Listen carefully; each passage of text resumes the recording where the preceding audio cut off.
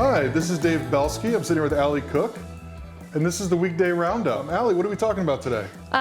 Some really fun topics. I think most importantly, something that everyone is familiar with. We're going to talk about bills. Oh, God. So in the cannabis industry, bills are a new thing, kind of, in the last It's always decade. been cash in bags and Cash in duffel bags.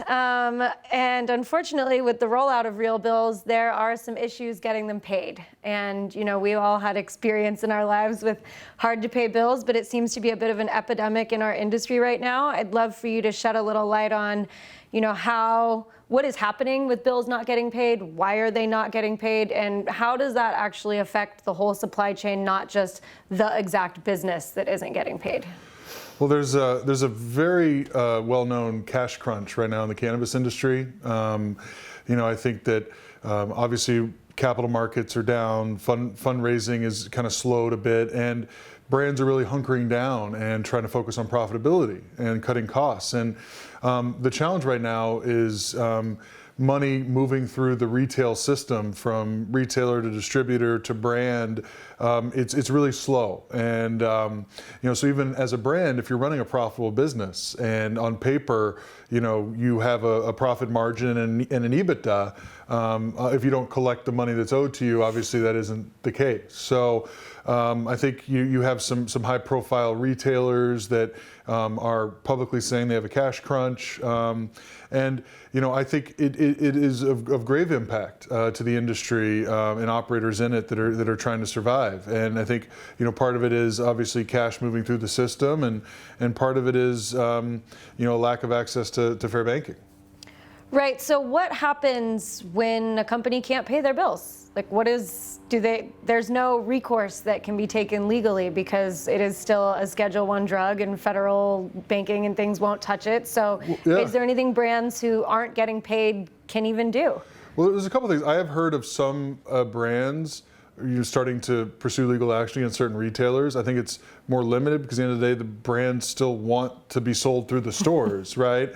There's also like invoice factoring that's happening. There's a startup here based in LA, backed by Casa Verde, called Bespoke Financial, that will get you your money quicker that's owed to you, and obviously take a percent of it, but get you money net zero as opposed to net 90, which makes a difference for brands. So there are some options out there, and I think at the end of the day, some of the larger distributors in California who cover the state also keep track of who's paying their bills and who's not, and make that kind of data available to their brand partners that they carry. So, I think over the course of time, it obviously it normalized and everything else, but everyone in this industry is just kind of slowing down on their payables, right? And it's something that you see happen when there's a contraction in any market. This one just seems to be amplified because of cash and everything else that's involved still in the transactions between companies. Who do you think,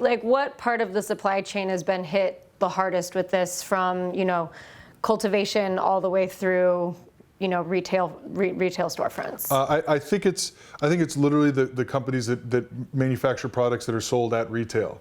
I think cultivators tend to be paid more from kind of manufacturing and intermediaries, but I think that distributors are the ones that collect the money from retailers, and usually distributors are the ones that pay the brands that are being sold at retail. But it definitely has ramifications throughout. Because even if you're a brand and you owe a cultivator several $100,000, which you should have in the next week or two, if you don't have that and that's not coming in, those cultivators don't get paid. So it affects everybody. Yeah. So since we're on the topic of money, let's talk about Canopy Growth. They had an earnings call today. Why is that good? Well, Canopy Growth is the largest public cannabis company in the world in terms of valuation. The largest LP in Canada. They 2 years ago, there was huge headlines when Constellation bought and took control of Canopy, Constellation being a wine and spirits brand here in the US, on a transaction that was underwritten by Goldman Sachs. And so that actually started a lot of the investment bubble that really materialized Q3 of 2018 and carried through Q3 of last year.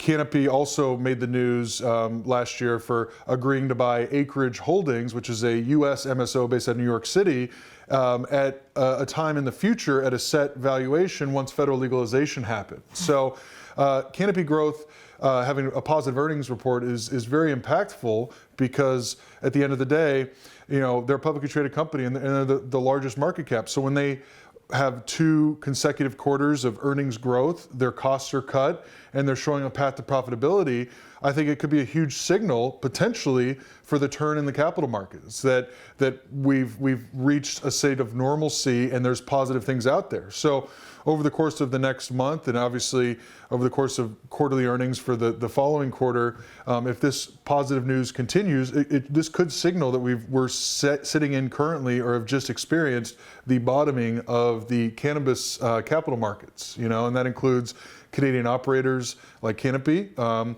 it includes US-based operators like Acreage that are currently listed on the Canadian Stock Exchange, right? So it has huge ramifications. If the sentiment in the public markets improves, you'll see more investors inclined to not want to miss out on investment opportunities. So hopefully it is the bottom and we're on the upswing from here. Nice. Well, I hope so too. And then finally, last topic, which is a little bit of a strange intersection. I'd like to talk a little bit about the coronavirus. Obviously, a huge impact in China and globally, with people losing lives and being very sick. There's entire cities in China that have been completely locked down. Nobody's allowed to leave their homes, no travel, no transport. And that's had a bit of a ripple effect that's actually touched the cannabis industry. And I'd love to have you explain a little bit about how and why. Well, I think first things first, the coronavirus is something incredibly serious that people are dying from, and that's the most important thing about it, not what the cannabis industry needs or how it affects the cannabis industry. That being said, I think the biggest ripple effects are specifically on the hardware side of it. If you look at supply chain, if you're looking at brands that maybe they are a vaporizer product, which was hit already last year by all the vaping crisis and vape scandal, what happens often is these companies only buy a certain level of inventory of hardware. And in the beginning of the year, Chinese New Year happens when factories are normally shut down for 3 or 4 weeks anyway. So a lot of brands plan ahead of time for having a supply of hardware at least a month past Chinese New Year to make sure there's no disruptions in supply.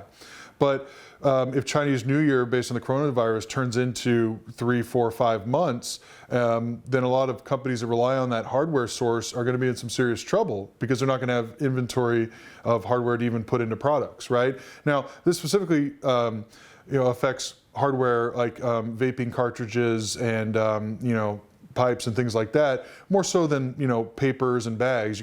It's easier to find packaging in the U.S., easier to find papers in Europe and other places, and there are some hardware manufacturers in places like South Korea and things like that. But in general, the highest concentration of factories specifically for the vaping industry is China. So if it goes on for a long time, it's going to hurt a segment of the industry that was, hurt last year by the vaping crisis, and so that's the biggest sort of side effect and ramification of how the coronavirus could affect the cannabis industry. But obviously, the human, element and how it affects, lives and hopefully doesn't spread across the world is obviously a bigger issue, right? But I think, like so many other industries whose supply chain of components is reliant on China, the cannabis industry is not immune from that, right?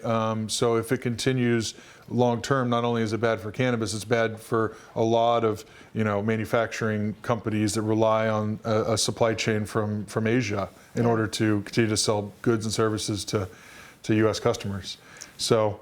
Awesome. Well, thanks for your time today, Dave, for sharing your knowledge with the people. Hey, no problem, Allie. Always a pleasure. And this is the Weekday Roundup. Everyone have a great day.